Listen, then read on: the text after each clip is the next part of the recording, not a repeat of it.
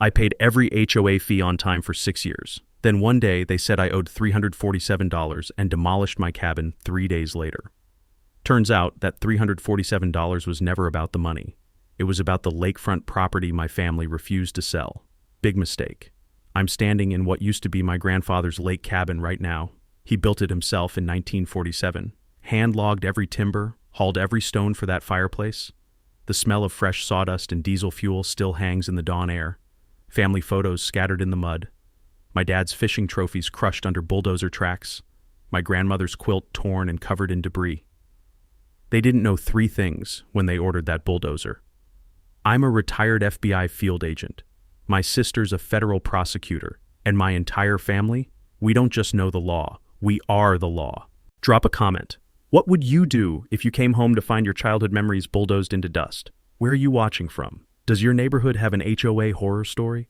Let me take you back to where this all started. Cedar Pines Lake, northern Michigan.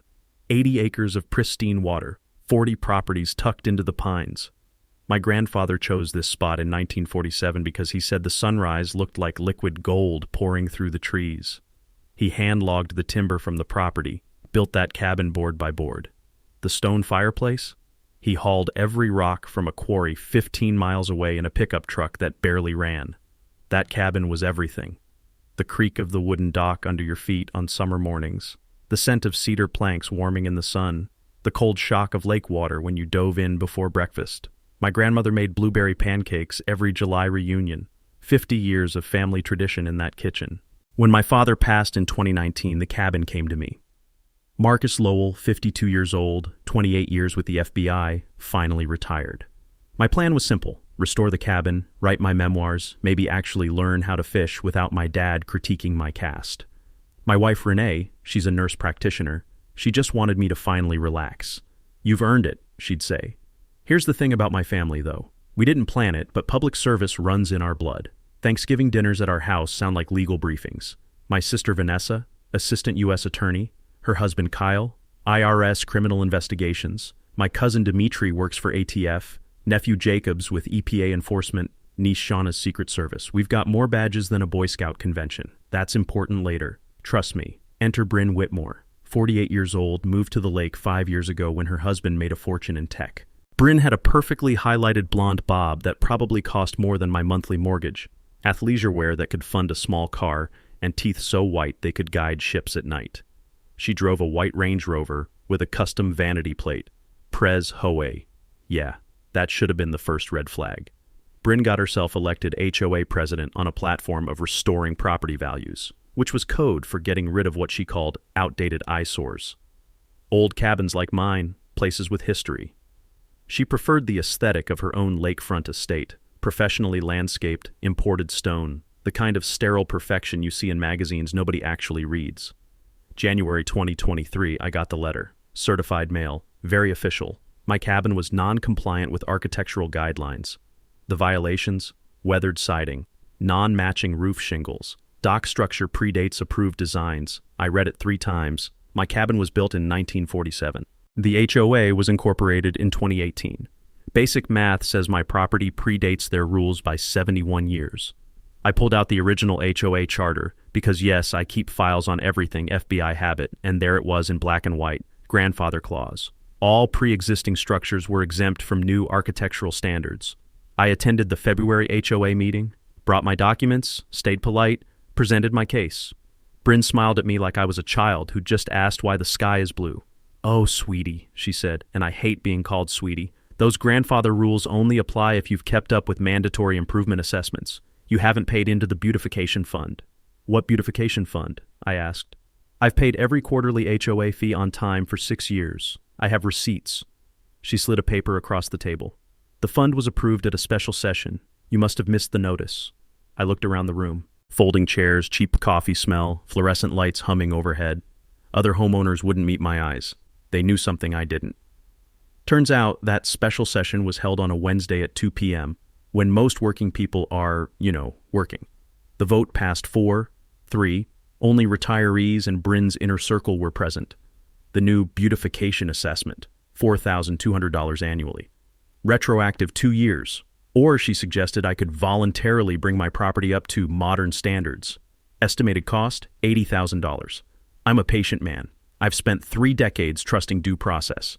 So I paid the current year's assessment, $4,200, under protest, and filed a formal dispute through HOA channels. I actually believed reasonable people would see this was wrong. Spoiler alert, I was adorably naive. March 2023. I received another letter. This one claimed I owed $347 in late fees because my dispute payment was improperly filed. I stared at that number. $347. I had sent that check via certified mail. I had the signature confirmation. Someone at the HOA office had physically signed for it. I emailed Bryn. Professional, polite. I have proof of payment. Certified mail receipt attached. Her response came back in under an hour. Our records show no such payment. Please remit immediately to avoid further penalties. I'm not a violent man, but I wanted to throw my laptop through a window. Instead, I got in my truck and drove 40 miles to the HOA management company office. Turned out Bryn had replaced the previous management company 3 months earlier. The new one? Prime Property Management, LLC, owned by her sister-in-law, registered just 6 weeks before the takeover. The office was in a strip mall, new carpet smell still strong, motivational posters on every wall. Excellence is our standard, one declared, next to a photo of a mountain climber. The office manager, young, nervous, fingers tapping the desk, pulled up my account. I'm sorry, sir, we only have records from January onward. The previous company's files are in transition. In transition, I repeated. For 3 months. She wouldn't meet my eyes. That's what I was told. I remembered something from my FBI days. We'd busted a nonprofit fraud case where the board kept changing rules without proper documentation. My old partner had told me, Marcus, most criminals aren't masterminds. They're just lazy. They skip the boring paperwork and hope nobody checks. So I submitted a public records request to the county clerk for all recorded HOA documents, amendments, and fee schedules. The Beautification Fund amendment never filed with the county. Turns out in Michigan, HOA rule changes have to be recorded with the county to be legally enforceable. It's in the state code, MCL 559.184. I'd read about it in a property law journal during a particularly boring stakeout years ago. Never thought I'd actually need that information. Without proper recording, Bryn's mandatory fees had about as much legal weight as a kid's lemonade stand tax. I had her. Except Bryn didn't see it that way.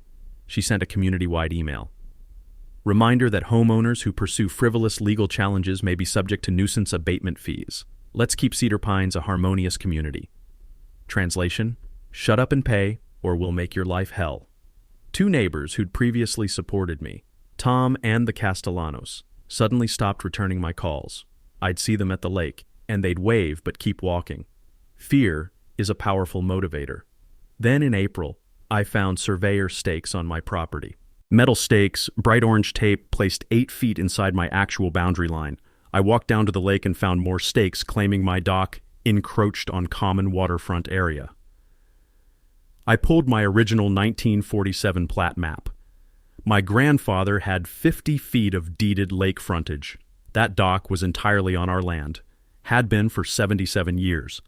The loons were calling that morning, their eerie sound echoing across the water. Used to be my favorite sound. Now it felt like a warning. I mentioned the situation at Sunday dinner with the family. Just venting, really. Renee made pot roast. Everyone was there. My sister Vanessa put down her fork. Wait, she replaced the management company with her sister-in-law's firm? That smells like self-dealing. My nephew Jacob, the EPA guy, leaned forward. Is there any septic or water treatment on the common areas? Because if she's mismanaging environmental compliance... Cousin Dimitri, ATF, grinned. Just saying. If she's this sloppy with HOA finances, she might be sloppy in other ways. The family started doing what families of federal agents do. Casual background research. Not official investigations. Yet. Just professionally curious. And we found something interesting. Property tax records showed Bryn and her husband Trevor had purchased 3 lake properties in the past 2 years. All 3 were older cabins. All purchased below market value from elderly or out-of-state owners. Pattern recognition is literally what I did for 28 years. This was a pattern. I called one of the previous owners, an elderly widow named Patricia. Her voice shook when I explained who I was. They said my husband's cabin violated code, she whispered. Fined me $18,000 for maintenance violations after Henry died. I couldn't fight them. I was grieving. I was alone. They offered to buy it for cash, and I gave up. I thanked her. Hung up. Sat in my truck for 20 minutes. May 2023, the formal demand arrived. Total alleged debt, $8,547. The original $347 plus compounding late fees, plus administrative costs that seemed to multiply like rabbits. Deadline, 30 days, or the HOA would file a lien. The letter ended. We value you as a Cedar Pines resident and hope we can resolve this amicably. Amicably. Like a python hugging a rabbit. I hired a real estate attorney, firm called Thornton Associates. Good people. They sent a cease and desist letter, disputed all fees, demanded full accounting, and cited the county recording failure. I also sent certified letters to every HOA board member with copies of my evidence. Within a week, 2 board members, both elderly original residents, resigned. Bryn replaced them with her tennis partners. The thing about bullies, they only escalate when you fight back. June 15th, 2023. Renee and I left for vacation, our first real getaway in 3 years. A week in the Upper Peninsula, nothing but hiking and bad cell service. Before we left, I did my usual check. Cabin locked, utilities current, property maintained, everything was fine. June 18th, 3 days into our trip, my phone rang. Tom, the fisherman neighbor who'd been avoiding me, his voice was shaking. Marcus, there's a demolition crew at your place. They're tearing down the cabin. I almost dropped the phone. The blood rushed so loud in my ears I could barely hear Renee asking what was wrong. We abandoned the vacation, drove 9 hours through the night, stopping only for gas. Renee white-knuckling the door handle, me doing 85 on empty highways, both of us silent because what do you even say? We arrived at 6 a.m., June 19th. The cabin was gone. Just gone. Rubble, splintered wood, chunks of the stone fireplace my grandfather built scattered like broken teeth. The demolition crew was still loading the final debris into dumpsters, diesel exhaust mixing with sawdust in the morning air. I got out of the truck. My legs didn't quite work right. The foreman saw me coming. Help you? This is my property, I said. My voice sounded strange, distant. Who authorized this? He pulled out a work order. HOA sent us. Structure was condemned as unsafe. We got the paperwork right here. Show me the condemnation notice. Show me the court order. He shrugged, handed me the papers. Lady, I just do what the paperwork says. You got a problem, talk to whoever hired us. The demolition order was dated June 16th, the day after we left. Signed by Bryn Whitmore as HOA president per emergency board authority. It claimed imminent structural failure and danger to community. Tom came over, hands shoved in his pockets. Marcus, I'm sorry, I tried to call you yesterday. Some inspector walked around for maybe 5 minutes, didn't take any measurements, just nodded. Then this morning, the crew showed up. FBI training is a funny thing. Even when your world is ending, the procedural part of your brain keeps working. I started photographing everything before the crew could leave. Every angle, every piece of debris, the trucks, the equipment, the workers. I found my grandmother's quilt in the mud, torn. One corner caught under a chunk of wood. Renee picked it up, held it against her chest, and that's when she started crying. Not loud. Just quiet tears while she stood there in the wreckage of 77 years of family history. My father's fishing trophies, crushed. The photo albums, pages scattered, muddy. The hand-carved duck decoys my grandfather made during the winter of 1952, splintered into kindling. They hadn't just demolished a building, they'd destroyed a timeline. I retrieved my property file from the truck. I'd brought it on vacation because, and Renee had joked about this, I'm paranoid. That file had everything. The 2022 structural inspection rating, the cabin as good condition, the insurance appraisal valuing it at $180,000, receipts for the roof repair I'd done last fall. I called my attorney Thornton, sent him photos in real time. He called back in 10 minutes. Marcus, this is illegal on at least 6 levels. HOAs cannot demolish private structures without a court-ordered abatement. Even legitimately condemned buildings require judicial review and owner notification. I'd spent enough years working with prosecutors to know what he meant. They'd just handed me a gift-wrapped federal case. In their rush to get rid of my cabin, they'd skipped every single legal protection that exists. There was no court order. The inspector Bryn brought was a construction consultant, turned out to be her husband Trevor's business partner, not a licensed building inspector. And that demolition notice? Mailed on June 17th, one day after the demolition began.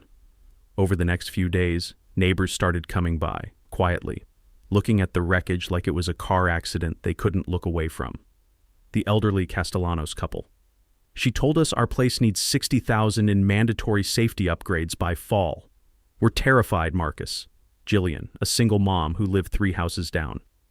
I'm 3 months behind on our special assessments. I don't have the money. I keep thinking, am I next? Tom finally spoke up. I'm documenting everything from now on. Every notice, every meeting, every email. This is wrong. But nobody would go on record. Not yet. They were too afraid. That night, I called an emergency family video conference. Sister Vanessa, brother-in-law Kyle, all of them. Vanessa spoke first. She destroyed federal evidence. Your FBI retirement papers were in that cabin. That's government property. Kyle, the IRS investigator. Let me check her tax filings. Self-dealing in a nonprofit HOA triggers specific reporting requirements she probably ignored. Jacob, EPA. Buildings built before 1980 require asbestos testing before demolition. Did they do environmental clearance? Cousin Dimitri just smiled. People this bold usually have other skeletons. I sat there looking at all their faces on the screen. Renee squeezed my hand. She thinks she crushed me, I said. She actually just gave me the rope to hang her with. 2 days later, I received another certified letter. The HOA was billing me $12,000 for emergency demolition and debris removal. Plus, I was now in violation for maintaining a vacant lot without approved structure. New fines would accrue daily at $500. She thought she'd won. July 2023. Bryn filed a lien against my property. The amount had somehow grown to $28,450, inflated with compounding penalties, legal fees, and something called environmental remediation that I'm pretty sure she just made up. The lien hit the county records. Legitimate legal document. My credit score dropped 90 points overnight. The bank froze my home equity line, flagged it as high-risk collateral. Bryn wasn't just trying to steal my property anymore. She was trying to financially strangle me. Then came the social media campaign. She posted on the Cedar Pines community Facebook page. Heartbroken that some residents prioritize personal convenience over neighborhood safety. Our property values reflect our collective commitment. The subtext was clear as glass. Marcus Lowell is the enemy. Several neighbors liked the post. I knew it was fear, not agreement, but it still stung. The local coffee shop, the social hub for the whole lake community, the owner pulled me aside one morning. Marcus, I'm sorry, but some patrons have said they're uncomfortable with you being here. I'm not asking you to leave, but I looked down at my coffee, tasted bitter in a way that had nothing to do with the beans. I left a 20 on the counter and walked out. I rented a storage unit in town and turned it into a war room. Pinboard on the wall with timeline photographs, every document printed and organized. Every HOA communication, every payment receipt, every piece of county filing, or lack thereof. My attorney Thornton started preparing the formal lawsuit. Illegal demolition, property destruction, violation of due process. We estimated damages at $180,000 for the cabin, $50,000 for personal property, plus punitive damages. Meanwhile, my brother-in-law Kyle was digging through tax records like he does. He called me one afternoon. Marcus, something's weird with Prime Property Management. The HOA pays them $48,000 annually, right? Right. Their tax return shows $19,000 in revenue. I let that sink in. Where's the other $29,000? Exactly. If someone were running money through a shell company and skimming HOA fees, that's tax fraud and nonprofit embezzlement, hypothetically speaking. August rolled in hot and tense. Bryn held another special meeting, again midday Wednesday when working people couldn't attend. She pushed through a new rule. Vacant lots must be landscaped to community standards or face $500 weekly fines. The rule was clearly designed to target my empty lot. Meeting the standards would cost $15,000. I took a day off work. Well, I was retired, but I cleared my schedule and showed up to the meeting, challenged the vote. Bryn smiled that saccharine smile. Motion passes 5-2. Meeting adjourned. I noticed something. 2 board members voted by proxy. They weren't even there. And who held their proxies? Bryn. She was literally voting for absent people. While I was fighting the public battle, my family was quietly pulling threads. Jacob at the EPA pulled demolition permits for my cabin. None existed. Asbestos surveys required for any pre-1980 demolition, never conducted. He filed a violation report with the State Environmental Agency. Dimitri ran backgrounds on Trevor, Bryn's husband. Found out his construction company was part of a regional consortium that had been buying up lakefront property across 3 counties. 47 properties in 3 years. All older cabins, all elderly or distressed sellers. Late August, someone vandalized my empty lot, dumped construction debris everywhere, Spray-painted "Get Lost" across the remaining foundation stones. I installed game cameras, the kind hunters use, motion-activated night vision. My dad taught me that trick for tracking deer. 2 nights later, the cameras caught 2 men dumping more trash. The truck had a logo, Trevor's Construction Company. I filed a sheriff's report, criminal trespass, vandalism, added the photos to my growing file. Then Trevor approached me at the hardware store, casual, like we were old friends. "Look, Marcus, we got off on the wrong foot.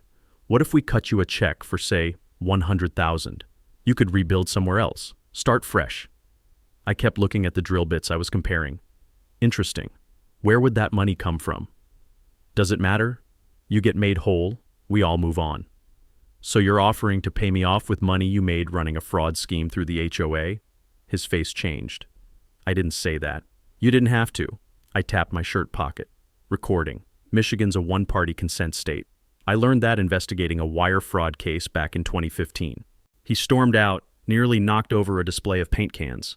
December 1st, the independent auditor released his report to all HOA members. It was required by the charter. Once someone requests an audit and gets enough signatures, the results have to go public. The findings were devastating. $127,000 in unexplained fund transfers over 4 years. Management company paid 320% above market rate. No competitive bidding on any contracts. Everything went to Trevor's companies. Board members received undisclosed financial benefits, multiple charter violations in assessment procedures. The recommendation was clear: immediate board removal and forensic accounting investigation. The closed Facebook group for Lake residents exploded. People who'd been silent for years suddenly found their voices. "I've been paying how much to line their pockets? My mother was forced to sell because of fake violations." Bryn tried damage control. "The auditor is biased. Marcus hired him." But multiple members pointed out what I'd been saying all along. The charter required the audit. The HOA board had approved the auditing firm. This wasn't my report. It was theirs. September 2023. I was sitting in Attorney Thornton's office when his paralegal, Yasmin, sharp as a tack, fresh out of law school, came in holding a dusty binder. "I found something," she said. She'd been digging through county archives, looking at the original HOA charter from 2018. Buried in the standard formation documents was a clause I'd never noticed before. If any board member acts with malicious intent or personal financial benefit, their actions are void and they become personally liable. I read it 3 times. Why would they include this? Thornton smiled. It's template language. Most formation attorneys insert anti-corruption clauses. Board members almost never read them. Yasmin pulled up the original formation meeting minutes. One of the founding members, deceased now, had written, "We don't want some tyrant running roughshod over people's family homes." It was like my grandfather had reached out from 1947 and left me a weapon. Better yet, the charter allowed any member to request a special audit if they had reasonable suspicion of malfeasance. The audit had to be conducted by an independent CPA, paid from HOA funds. If the audit found wrongdoing, the requesting member got reimbursed and the perpetrator was removed. "So I can force an audit," I said slowly. "And if it proves what we think?" "Bryn's not just off the board," Thornton finished. "She's personally liable for every penny she stole." This wasn't just about winning a lawsuit anymore. This was about permanent removal and criminal exposure. I drafted the formal audit demand that night. Cited the unusual management company switch, unexplained fee increases, lack of transparent accounting. The charter required the board to comply within 60 days. Bryn's response came via email. "Frivolous request denied. Board has fiduciary discretion." Thornton actually laughed when he read it. "She just violated the charter in writing. This is admissible evidence of bad faith." I started quietly meeting with sympathetic neighbors. The Castellanos signed on immediately. Jillian, the single mom, hesitated. "I can't afford her coming after me." "She won't have the chance," I promised. "Trust me." Tom had been documenting every HOA notice and irregularity for months. He signed. Within 2 weeks, I had 8 homeowners, a majority of the non-Bryn faction. The charter only required 3 signatures. I had ironclad grounds. Bryn called an emergency board meeting, and for once she sent proper notice. She was rattled. She proposed a charter amendment to remove the audit request clause, called it outdated and allowing troublemakers to harass volunteer boards. But charter amendments required 75% of all homeowners to approve, not just whoever showed up. I attended with my 8 signatories. We sat in the front row. "We're voting no," I said calmly. Good luck getting to 75%. The vote failed before it started. She didn't have the numbers. After the meeting, Bryn pulled me aside in the parking lot. The professional mask was slipping. What's it going to take for you to drop this and move on? I'll waive your fines. Clean slate. You demolished my family's legacy over fake fees, I said. There's no clean slate. Her eyes went cold. You don't know what you're interfering with. People bigger than you have money riding on this. Is that a threat? She caught herself, recovered the smile. It's advice. Be smart, Marcus. I patted my pocket. Still recording, Bryn? You should really be more careful about what you say. She walked to her Range Rover without another word. Back home, I played the recording for my family on our video call. Vanessa, the federal prosecutor, leaned close to her camera. She just confirmed everything. That's consciousness of guilt. And Marcus? People bigger than her with money riding on this? That's conspiracy. By now, multiple agencies were quietly building cases.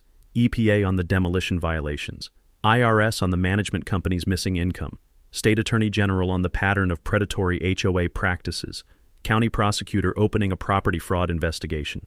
I was coordinating the timing. Every agency agreed, nobody moves until everyone's ready.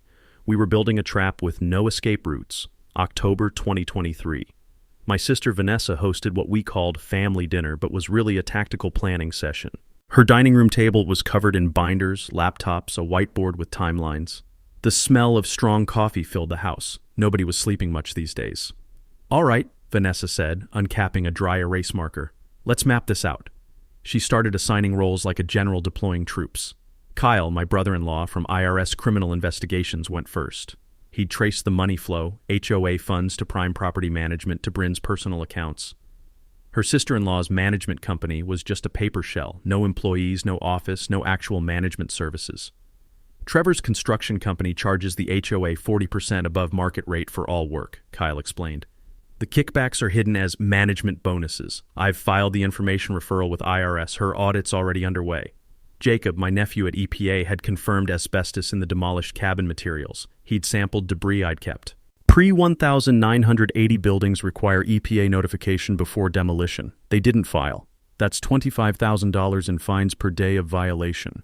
Plus the cleanup costs, $80,000 to $120,000. Dimitri, my ATF cousin, had dug into Trevor's construction consortium. Multiple LLCs, complex ownership structure, classic money laundering setup. I've shared intel with FBI Financial Crimes. They've identified 47 property acquisitions in 3 years across the region. My niece Shauna from Secret Service had found the shell company network. Money's flowing to offshore accounts. I've coordinated with FinCEN. They're very interested. Vanessa synthesized it all. This is a RICO case. She's using the HOA as a racketeering enterprise, textbook organized crime, just with a Range Rover instead of a Cadillac. The legal strategy had 3 tracks: civil suit for damages, charter enforcement to remove Bryn, and criminal referrals to appropriate agencies. Well, let me break down how this scam worked, I said, pulling up a flowchart I'd made, because it's simpler than it looks. The HOA collected $1,200 per year from 40 properties, $48,000 in annual revenue. Legitimate management companies charge 20 to 30% of revenue. Should have cost $12,000 to $15,000 annually. But Bryn's sister-in-law's company got paid the full $48,000, 100% of revenue. Then that company only reported $19,000 in income on tax returns. The other $29,000 just vanished. Plus, Trevor's construction company got every HOA contract at inflated prices. The Castellanos were told they needed $60,000 in repairs. Actual cost was $35,000. Trevor pocketed the $25,000 difference. If your HOA management fee equals your total collected dues, someone's stealing, I explained to the group, though I was really rehearsing how I'd explain this publicly later. Management should cost 20 to 30% tops. Renee had contacted an investigative journalist named Darius at the Detroit Free Press, not the local paper where Bryn's sorority sister worked, regional coverage with actual teeth. Darius came to meet me at a diner off the highway. I gave him a background briefing, the pattern across multiple lakes, not just Cedar Pines. He took notes for 2 hours. If you're right, this is front page, he said, but I need airtight sourcing. Give me until February, I told him. Legal cases and criminal investigations will be locked by then. You can publish everything simultaneously. Meanwhile, Tom had recruited other fed-up homeowners into a quiet documentation network. Every violation notice photographed. every meeting recorded, every email saved. Jillian, who worked at the county clerk's office, helped us access public records. The Castellanos knew everyone's history. They identified which homeowners had been pressured to sell. By early November, the independent auditor finished his work, found $127,000 in unexplained discrepancies over 4 years. His report was damning.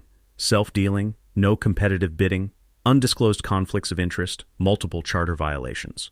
My civil lawsuit was filed with the audit results attached. Every piece of the puzzle was in position. EPA violations documented and referred. IRS audit initiated. State AG consumer protection investigation opened. County prosecutor building a property fraud case. The hardest part was patience. Renee found me in the storage unit one night, staring at the evidence board. "You sure you want to go this hard?" she asked. "We could take the insurance money, walk away." I thought about Patricia, the widow who'd given up, about the Castellanos living in fear, about Jillian worried about losing her home. "She's doing this to other families," I said. "This isn't about revenge." Renee raised an eyebrow. "Okay," I admitted, "it's 20% revenge." She kissed my cheek. "That's my guy." The trap was set. Every piece in place. Now we just needed Bryn to walk into it. November 2023. Bryn realized I wasn't backing down. She hired a PR consultant, which was really just her friend from Pilates class, and launched a media counteroffensive. New narrative. Marcus Lowell was unhinged, obsessed, harassing volunteer board members. Her social media posts got more frequent. Sadly, one resident's vendetta is costing our community thousands in legal fees. We just want peace. She planted a story with the local news. HOA forced to defend against frivolous lawsuit.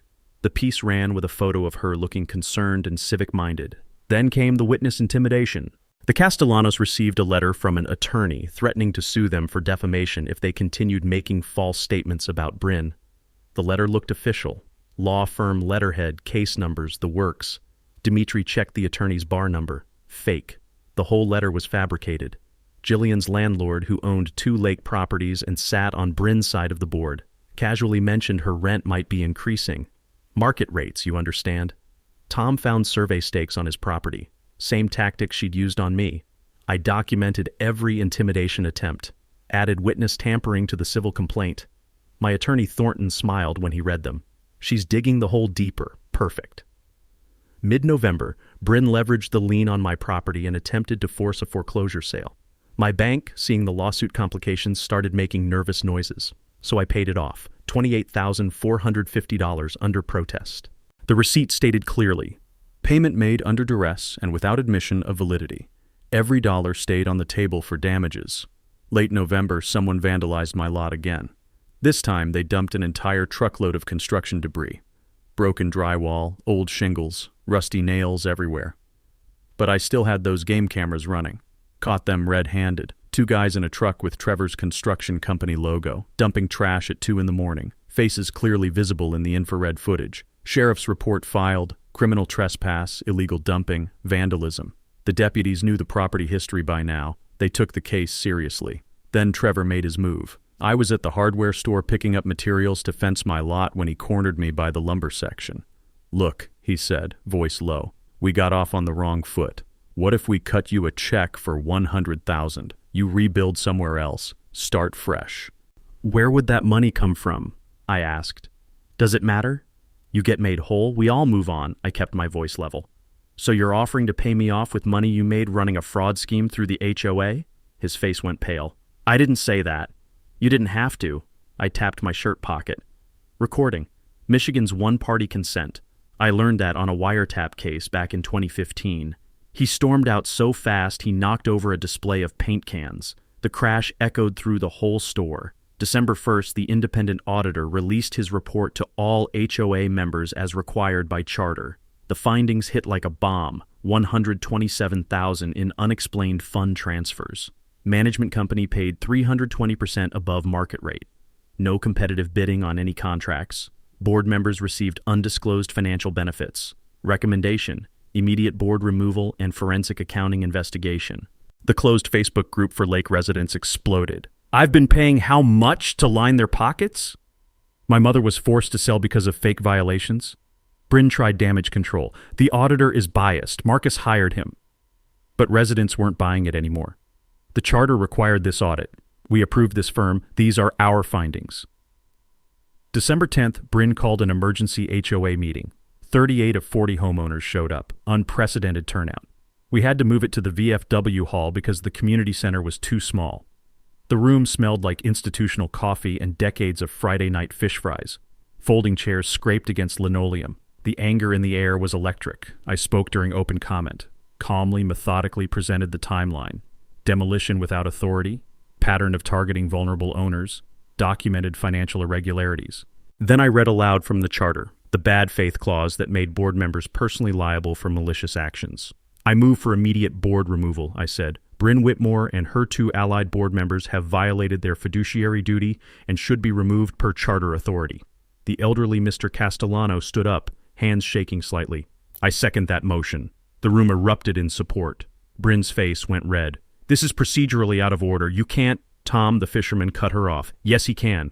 Charter Section 12, subsection 4. I looked it up. The vote was called 31-7 in favor of removal. Bryn stood up, chair scraping loud. This vote is invalid. I'll see you all in court. I stayed seated, calm. You'll see me in court anyway, Bryn, but now you'll do it without your shield. She grabbed her purse and stormed out. The door slammed so hard it rattled the VFW's memorial plaques on the wall. Tom was elected interim president on the spot. First order of business, terminate Prime Properties contract. Second, hire new legal counsel to review every decision made under Bryn's leadership. We've got a lot of cleaning up to do, Tom said, but at least the corruption stops tonight. I knew better. Removing her from the HOA was just the opening move. The criminal investigations were still building, the civil suit was still active, and Bryn still had no idea how many agencies were circling. December 15th, 2023. Bryn filed a countersuit. She was suing me for defamation, tortious interference with HOA business, and harassment, asking for $500,000 in damages. She also sued Tom and the Castellanos personally, pure intimidation. The local news covered it. Lake dispute escalates to dueling lawsuits. My attorney Thornton read the filing and actually laughed. This is a slap suit, strategic lawsuit against public participation. It's designed to bankrupt you through legal fees before trial. I'd seen these before. Back in my FBI days, we had a case where a corrupt city councilman sued every whistleblower who spoke at public meetings. The goal wasn't to win.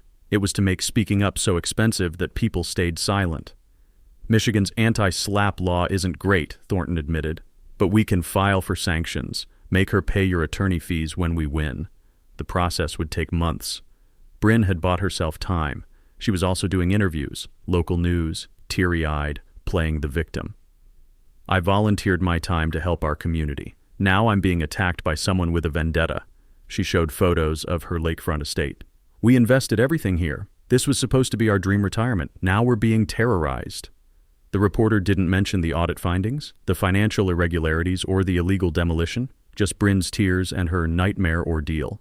The comment section split down the middle, but I had something better than local news sympathy. I'd been coordinating with Darius at the Detroit Free Press. He'd spent 2 weeks verifying every claim, interviewing other affected homeowners, confirming the pattern with background sources at the state AG's office. January 5th, 2024. The Free Press ran a front-page story. Headline, Lake HOA Scheme, How One President Turned Paradise into Profit. The article detailed everything: financial transfers, demolition without authority, targeting of elderly owners. A sidebar traced Trevor's consortium acquisitions across 6 other lakes, same pattern everywhere. Photos of my demolished cabin, before and after. Bryn's lavish estate, the elderly couple who'd been forced to sell. Bryn's only quote, no comment on ongoing litigation. The story went viral. Regional outlets picked it up. By evening, it was trending on social media. The dominoes started falling fast. The state attorney general issued a public statement investigating pattern of HOA abuse in lakefront communities. The Michigan Department of Licensing and Regulatory Affairs opened an inquiry into Prime Properties' unlicensed operation. The EPA issued formal violation notices to Bryn personally and to the demolition company. $437,000 in fines plus mandatory remediation. The IRS audit accelerated. High-profile media coverage has a way of moving bureaucracies. Then Trevor's world collapsed. Late January, he filed for legal separation from Bryn. His business partners in the construction consortium started lawyering up, pointing fingers at each other. Nobody wanted to be the last one holding the bag when federal charges came down. Trevor moved out of the lake house. Suddenly, Bryn's social media went dark. Her sister-in-law, the prime property owner, cut an immunity deal with the state AG. She testified that Bryn directed all financial transfers, kept a spreadsheet of target properties, and coordinated everything with Trevor's investment group. The two board members who'd resigned back in May came forward with sworn statements. Bryn had pressured their votes, threatened them with HOA violations if they dissented, created a climate of fear. Even the demolition company owner gave a statement.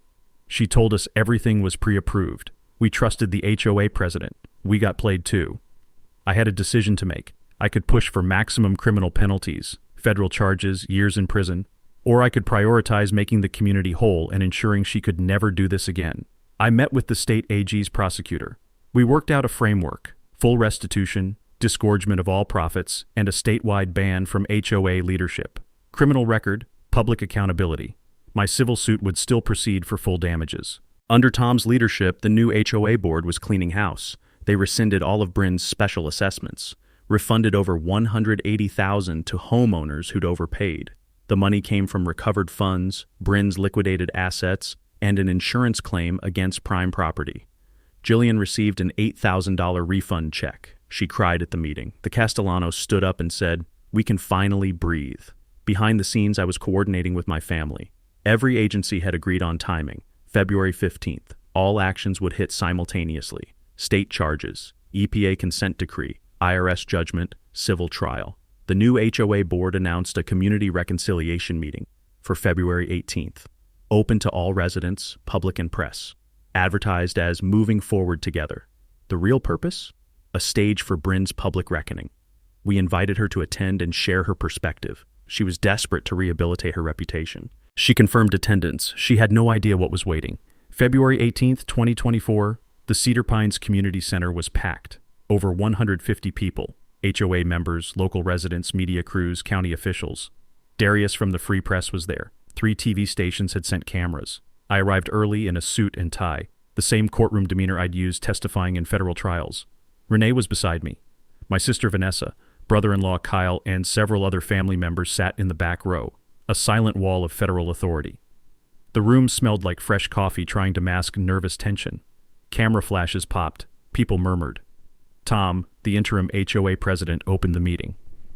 We're here to turn the page on a difficult chapter. We want to thank the community for patience during this transition. In the spirit of reconciliation, we've invited everyone affected to speak, including former President Bryn Whitmore. Bryn entered 10 minutes later. She wore a designer outfit, chin high, playing the role of victim-turned-hero. She'd prepared a speech. I gave my heart to Cedar Pines, she began. I'm sorry some people felt my high standards were unfair. I've been subjected to vicious personal attacks. My family has been torn apart by these accusations. She never mentioned the audit, never mentioned the demolished cabin, never mentioned the $127,000 in missing funds. She concluded, I hope we can all find forgiveness and move forward. It was a plea for the community to drop everything and forget. Then a county sheriff's deputy entered from the back of the room. He walked down the center aisle. Every head turned. He stopped directly in front of Bryn. Bryn Whitmore, I have documents for you. He served her in front of everyone. State Attorney General's civil complaint. Charges included consumer fraud, embezzlement, illegal operation of an unlicensed management company. Court hearing scheduled in 2 days. The room went dead silent. A second deputy entered. EPA consent decree, $437,000 in fines, $95,000 in remediation costs. Failure to comply would trigger criminal referral.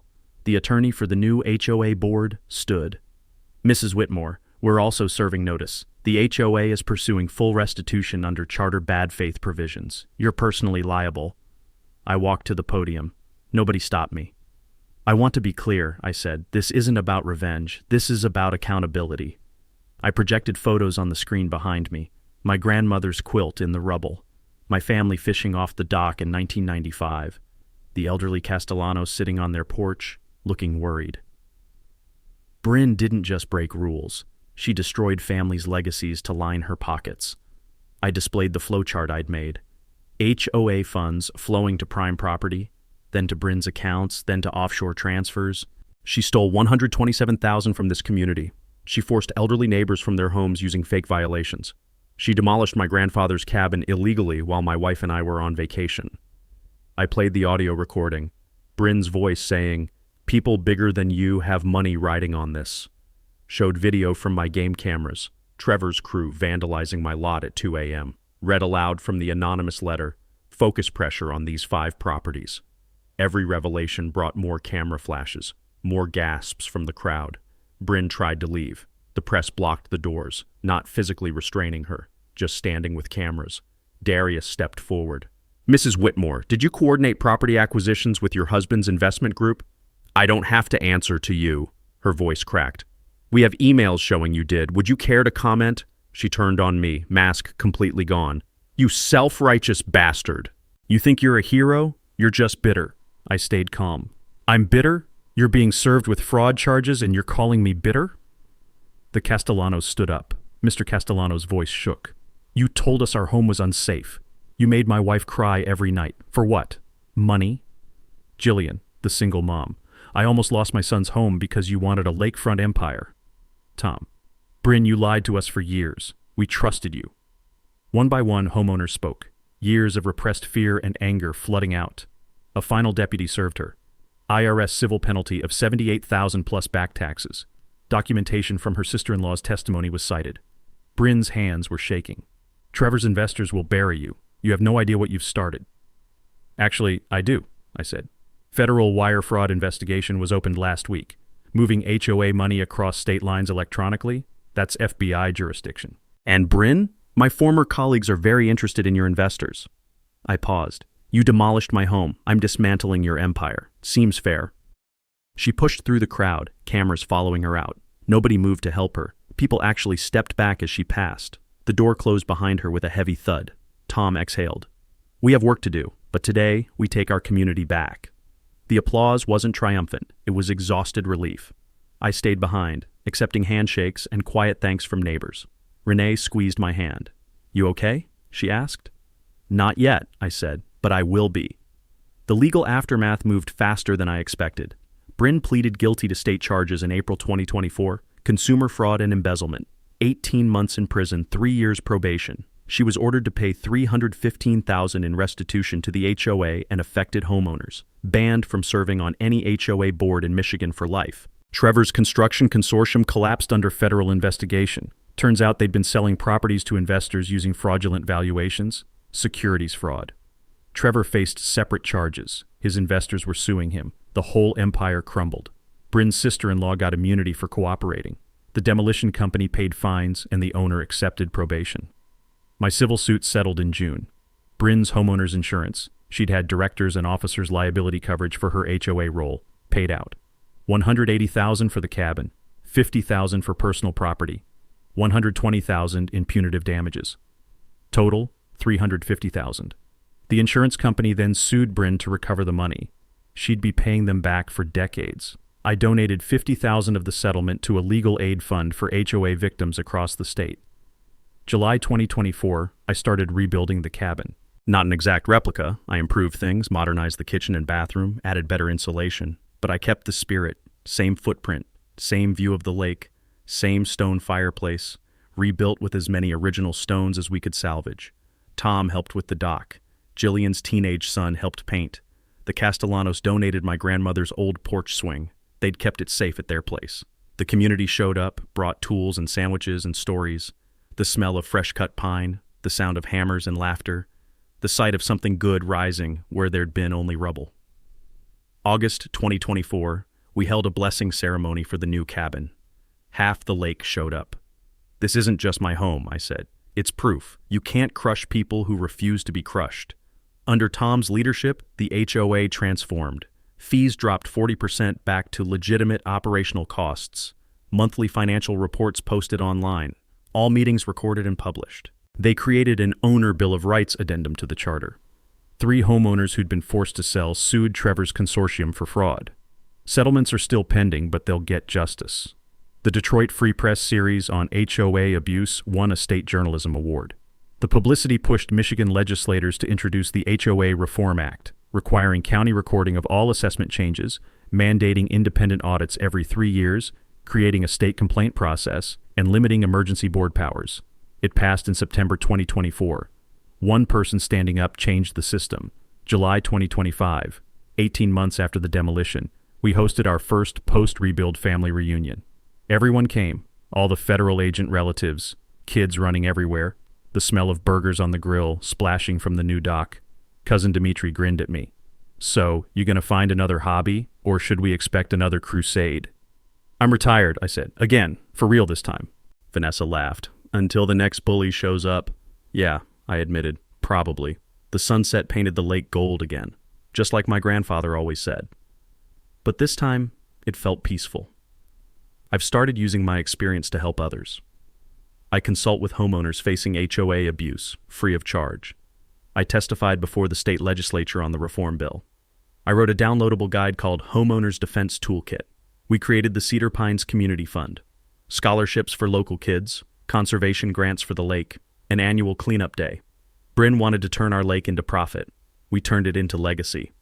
Early morning, I'm fishing from the dock, same spot my dad taught me to cast. The new cabin behind me, warm lights in the windows where Renee's making coffee. Tom paddles by in his kayak. Catch anything? Not yet, I say, but I'm not going anywhere. They tried to erase my history. Instead, they gave me a purpose. And honestly, I think Grandpa would be proud. If you've survived an HOA nightmare, or you're in one now, drop your story in the comments. Let's build a database of abuse and solutions. You're not alone. Hit subscribe if you want more stories where the underdog doesn't just survive, they win. Because justice isn't just satisfying to watch. Sometimes, it's a how-to guide.